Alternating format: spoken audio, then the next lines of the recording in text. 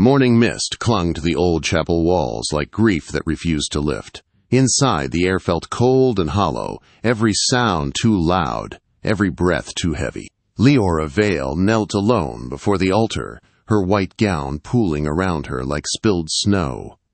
Her veil hung low over her face, thin as spider silk, yet heavy with secrets she prayed no one would see. She had come seeking quiet and mercy. Instead, she found judgment. Lady Mirith Rowan's voice cut through the silence like a blade. She stood tall in black silk, her eyes sharp with satisfaction as she circled Leora.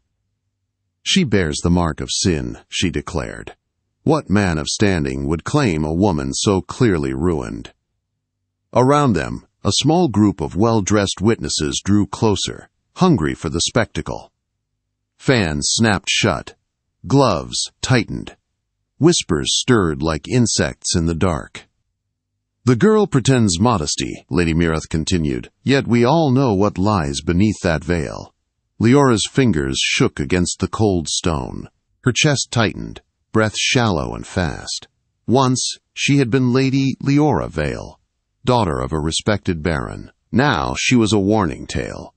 A woman whose bruises told a story no one wanted to hear, yet everyone wanted to repeat.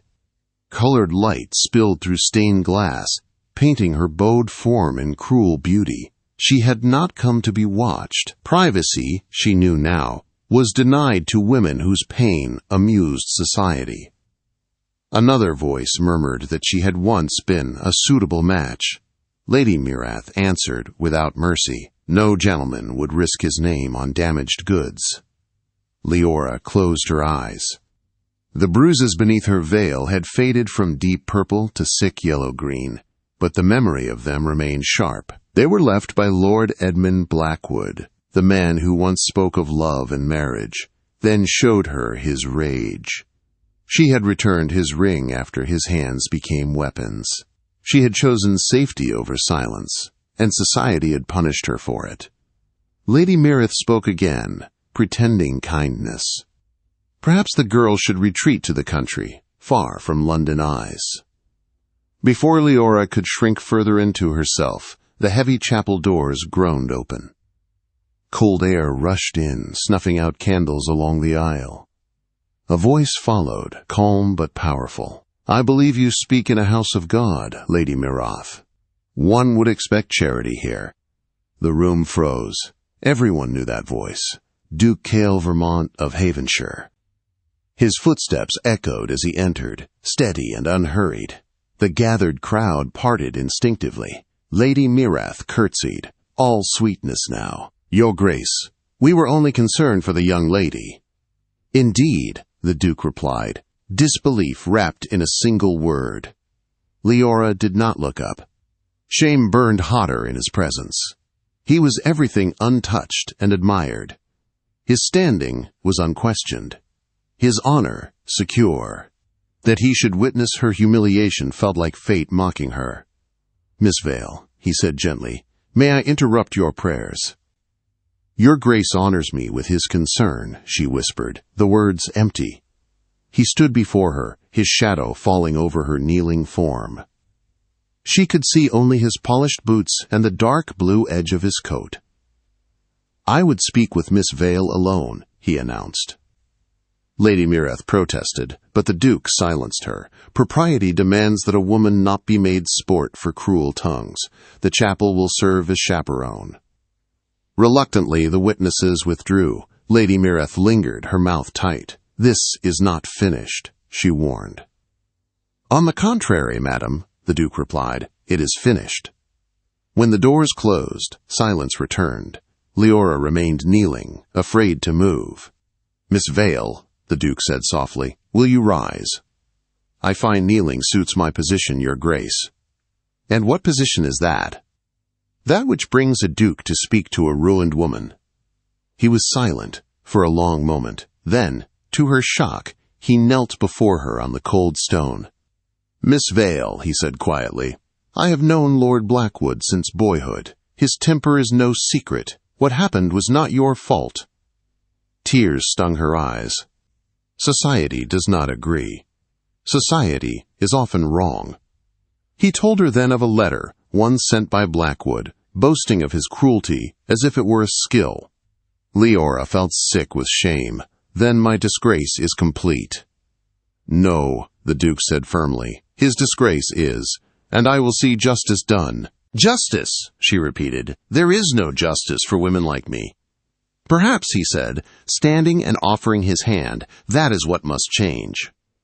He asked her to walk with him to speak elsewhere. The garden, he said, was empty. After a moment's struggle, she placed her gloved hand in his. The simple warmth of it made her heart ache. Outside, the chapel garden lay quiet, dew shining on stone paths. They walked side by side. He spoke of the letter and of Blackwood's influence. She warned him society would blame her. He agreed, unless she stood alone. I propose an alliance, Miss Vale, he said at last. An alliance with a ruined woman. A marriage, he said calmly. The world seemed to stop. Madness, she whispered. Strategy, he replied. As my Duchess, you would be beyond his reach. Your bruises would condemn him, not you. She recoiled, refusing to be Charity. He followed, explaining he needed a duchess of character, not a flawless debutante. He spoke of courage, of her refusal to submit, of her father whom he had known. Why, she demanded, the truth. Because true nobility is action, not title. Because I believe marriage can be partnership. And because I will not stand by while men like Blackwood harm without consequence. Before she could answer, Lady Mireth appeared, watching with sharp interest. The Duke turned, calm and commanding. Miss Vale has accepted my proposal, he announced. Leora's breath caught, yet when he offered his hand again, she took it. Not from fear, but because for the first time since her bruises were seen, someone had chosen her without shame. As they walked away, whispers followed, but Leora lifted her head beneath her veil.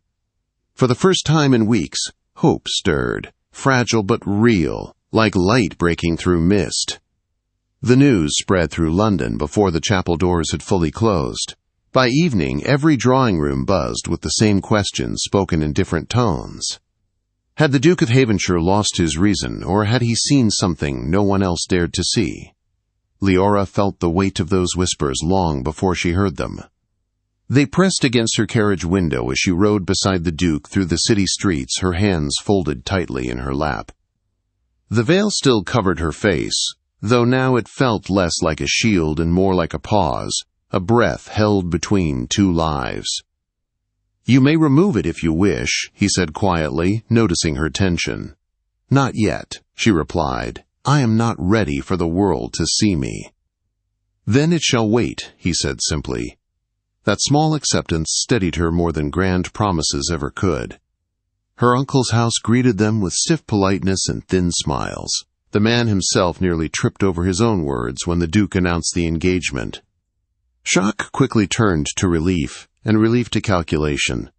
By nightfall, Leora understood clearly that her safety now rested not in affection but in title. The following days passed in a blur of legal discussions, settlements, and preparations. Leora listened more than she spoke, learning the shape of her future through contracts and quiet conversations. The Duke never rushed her, never touched her without consent, never once asked her to lower the veil.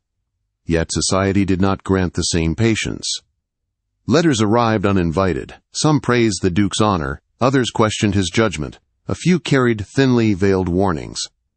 And then, one afternoon, a message arrived bearing a familiar seal. Lord Blackwood wished to see her. Leora's hands trembled as she read it. The memory of his voice, his grip, his anger, rose like a storm in her chest. The Duke noticed her distress at once. You will not meet him, he said firmly. He demands explanation, she whispered. He will not accept this quietly. That is not your burden, he replied. It is mine. Still, the past did not loosen its hold so easily. That night Leora dreamed of chapel stone and lifted veils, of eyes watching and voices judging. She woke shaking, the candle beside her bed already lit. The Duke stood by the window, fully dressed, concern etched into his face. "You cried out," he said. "I feared you were unwell." "I am only haunted," she answered. "Then we shall face the ghosts together."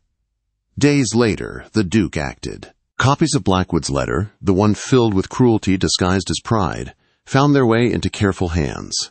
Men of influence, families who valued reputation above comfort. The response was swift and quiet, like frost creeping across glass. Invitations to Blackwood dwindled. Conversations stopped when he entered rooms.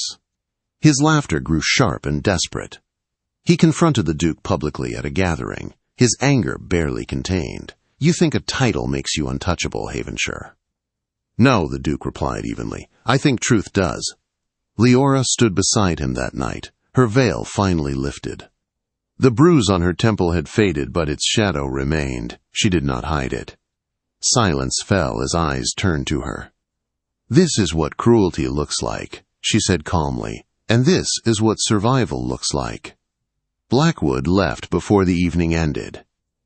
As the wedding day approached, Leora felt fear mingle with something unexpected: purpose.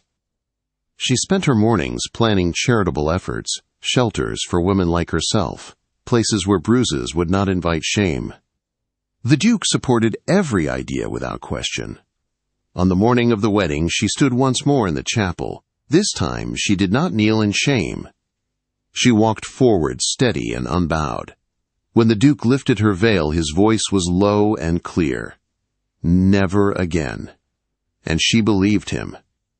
But beyond the vows and the applause, Leora sensed something still untested. Protection was one thing, partnership was another. As they stepped into their new life, she wondered quietly if strength shared could become something deeper, something lasting. The answer, she knew, would not come easily. The first months of marriage passed in a careful rhythm, like steps learned slowly after a long illness. Havenshire House was vast and orderly, filled with servants who watched Leora with polite curiosity, waiting to see what kind of duchess she would become. She moved through the halls quietly at first, learning the weight of her new title, learning how easily people bowed now, where once they had whispered. The Duke never rushed her into the role. He walked beside her during estate visits, introduced her to tenants by name, and listened when she spoke. In meetings, he deferred to her judgment more often than society expected, and that alone caused raised brows. Leora noticed. She also noticed how he never corrected her in public, never spoke over her, never treated her as decoration. At night they shared dinners filled with thoughtful conversation rather than silence. They spoke of land and labor, of politics and charity, of wounds that did not show on skin. There was distance between them still, respectful and careful, but it was no longer cold. Trust grew in the spaces where fear once lived. News of Lord Blackwood faded slowly but surely. His name became one spoken with discomfort. Doors closed to him, invitations dried up. He blamed Leora loudly at first, then less so as his influence shrank. In the end, he left London for the continent, his pride wounded beyond repair. Leora learned of it one evening as she stood by the window overlooking the gardens. "I thought I would feel relief," she admitted to her husband. "Instead, I feel tired." "That is the cost of survival," he replied. "Strength does not always arrive with joy." Winter came early that year. Snow softened the edges of the world, turning Havenshire into something quiet and reflective. It was during that season that Leora opened the first refuge. A modest house at the edge of the city, staffed by women who understood fear and recovery. The Duke funded it without hesitation, but the work itself belonged to Leora. On opening day, she stood before the gathered crowd, her voice steady. "Pain thrives in silence," she said. "We are here to break it." The women who came were careful at first. Some hid their faces, some spoke only in whispers. Leora greeted each of them personally. She did not offer pity. She offered understanding. Slowly, the house filled with something warmer than safety. It filled with hope.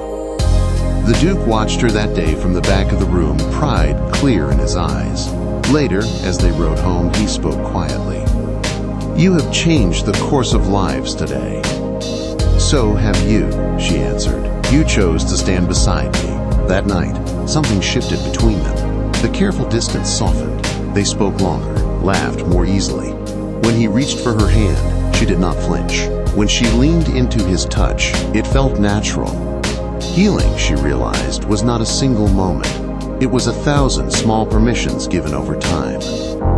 A year passed. The autumn ball became a symbol of that change. No longer merely a display of wealth, it became a gathering of purpose.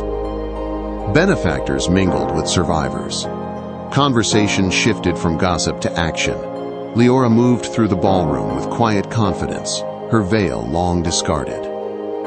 Lady Mirith attended, though her influence had waned. She offered sharp smiles and thinner compliments. Leora answered with calm courtesy, no longer needing approval or revenge. As the orchestra played, the Duke offered his hand. "Would you dance with me?" he asked. "Always," she replied. They moved together easily, their steps matched not by practice, but by understanding. As they turned, Leora caught sight of a young woman standing near the edge of the room, her posture tight, her eyes guarded. Fading bruises marked her wrist. Leora recognized herself instantly. She guided the Duke toward her. "You are safe here," Leora told the girl gently. "You are seen."